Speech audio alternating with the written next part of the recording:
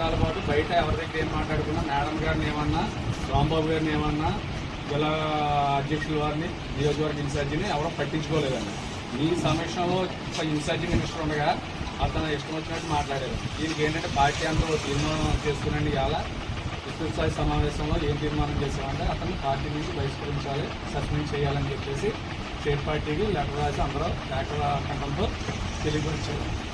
అయితే ఇక్కడ ఎవరైనా నియోజకవర్గం మొత్తం అయితే ఇక్కడ ఏంటంటే మనకి మీకు కూడా ఏంటంటే స్థానిక శాసనసభ్యులని మీకు కూడా గౌరవం ఇవ్వకుండా మీ ముందు వచ్చినప్పుడు జిల్లా పార్టీ అధ్యక్షుడిని నియోజకవర్గ ఇన్ఛార్జిని అలాగే పట్టణ కార్యదర్శిని కూడా మన ఈ సంవత్సరంలోని మన సోదరుని సోమాడు రామకృష్ణ చౌదరి అని దానికి అవసరం ఏంటంటే మేము తీర్మానం తీసుకున్నాం.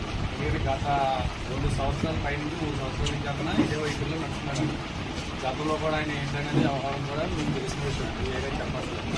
మీరు ఆల్రెడీ ఒకసారి 2014లో అతను ప్రశ్న చెప్పలేదని చెప్పి 2019లో మీకు రెగలుగా కూడా చెప్తే అలా నామినేషన్ చేయడం జరిగింది. అప్పటి నుంచి పార్టీకి ఎటువంటి కార్యక్రమాల్లో పాల్గొలేదు. 5 సంవత్సరాలు మేము అంతా కూడా రోడ్ల మీద తిరిగి ప్రతిపక్షం నుండి పోరాడితే అతను ఏ కార్యక్రమంలో ఇన్వాల్వ్ అవ్వలేదు.